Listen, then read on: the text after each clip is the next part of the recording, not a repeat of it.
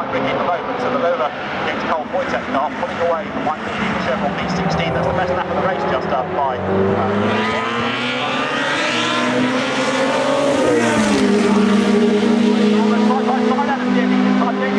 alongside Jason Mitchell as they came out of Dearly.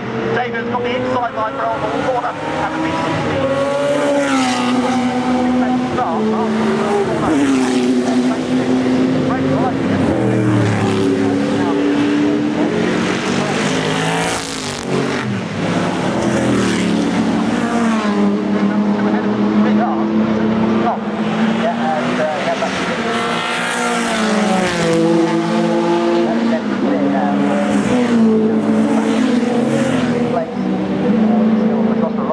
Early on, but consider where he started.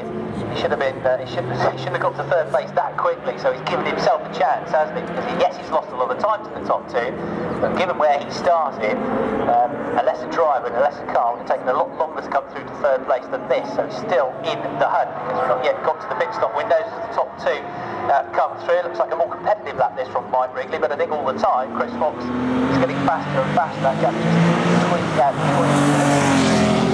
as 34 now hit the brakes and come through the chicane. And Jason Mitchell, having dropped to 4th, hasn't really dropped away, so they're still together as they go up Clay Hill. So lap 7 then is where we are at the moment. Chris Fox still leading the way. He was 2 seconds clear last time. We hadn't had a change load up, we had 31, which is rank line to put himself back on his 9 seconds.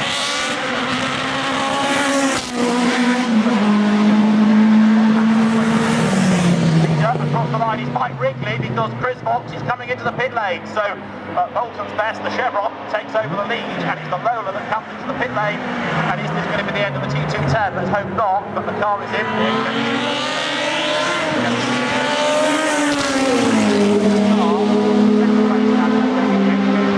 Staying with us, they come across the line, the B16 ahead of the B8, but there's frantic activity going on around the Lola that was the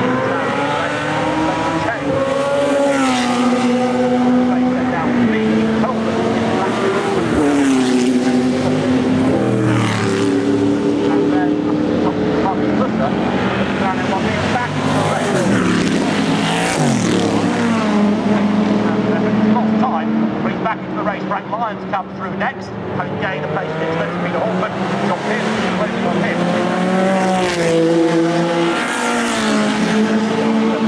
Potentially a problem because Simon actually there just playing Hill, so I'm sure that car working quite as well as it should be. And it's having gone very well at the start of the race. He's been started 14th, he's got himself up to 8th place. He's just started to fall back away again now. So the new leader comes through, Mike Wrigley. We had 3 different leaders in this race in these very early stages. He's got a big old gap behind now to the rest of the field, but that could all change in the blink of an eye. So he'll keep pressing on. He's already had lots of bad luck today, so we'll know all about that. Then through next is going to come the number 16 David Yates car, 2nd place from the pit lane. 3rd still with him is Jason Mitchell. Those two have got a nice healthy gap. Well, for their free to race. In fact, it looks like Jason Mitchell is just coming back into the frame of that one. 4 coming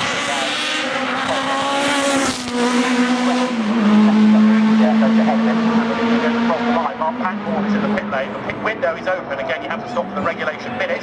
So Mike Wrigley goes through. Chris Fox back into the race. A suspicion of some damage over the left front corner. So whether that happened with Mike Wrigley or whether he ran off the road.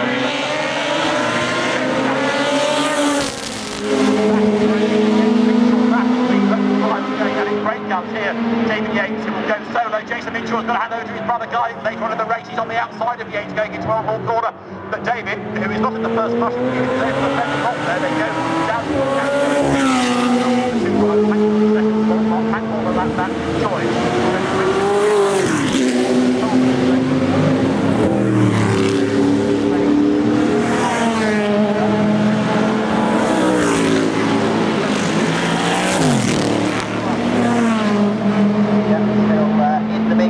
But possibly not now for the win, but just looking at himself. It's going well. Car work.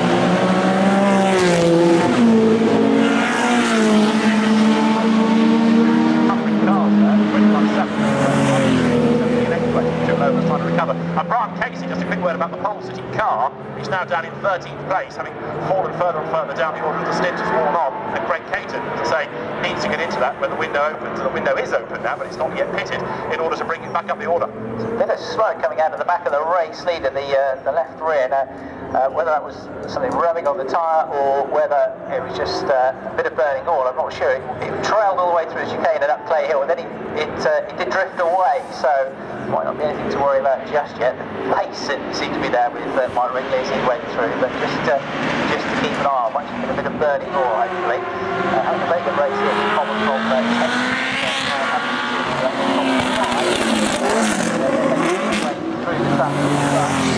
Mike Wrigley into the pit lane. Now, this could be the mandatory stop. He's in the window. It could be because of this problem, or they could combine the two.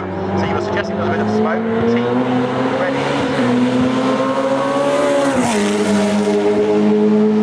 risk himself with pit stop. So that now means that Jason Minshaw takes over the lead. And what's happened to David Yates? Because he has gone missing. They were, of course, battling for second place a lap ago. Now Jason Minshaw is back into the lead of the race on his own. Smoke from the leader,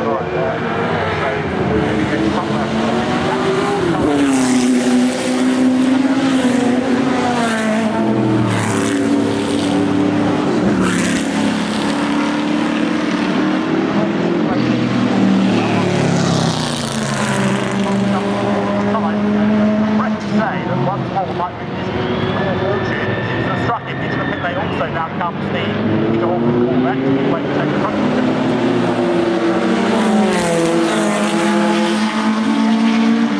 Well, so that's another car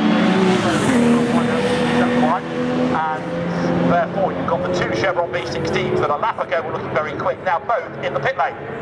Chris Fox, having had his earlier problem, looks to be motoring along again because he's got ahead of Marcus Musser's McLaren, and he's pulled away from him very quickly indeed. So keep an eye on the progress in the rest of this race from Chris Fox in the Lola, who of course led the race earlier on before he went into the pits. But the blue Lola seemingly flying along once again as he went out through towards Island Bend last time around.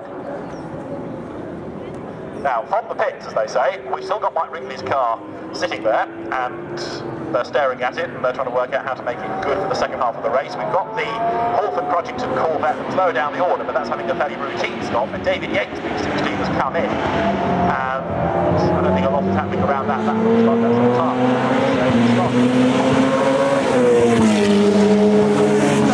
Jason Minshaw, despite the drive-through penalty, leads the way. Jason, who of course started off in modern racing like Ford Fiestas in the touring car package, and Ford Oulton Junior, now one of the quicker drivers in historic racing, goes through with the Chevron V8 clearing the lead. It's going to be Hugh Coleman's similar V8 into second place.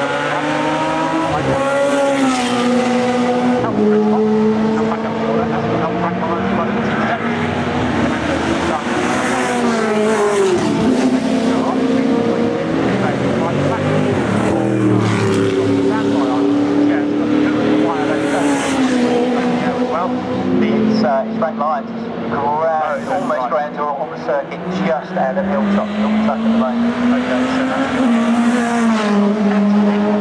second round to a safety car Paul to be readied, but the leader of course is about half a lap away now, so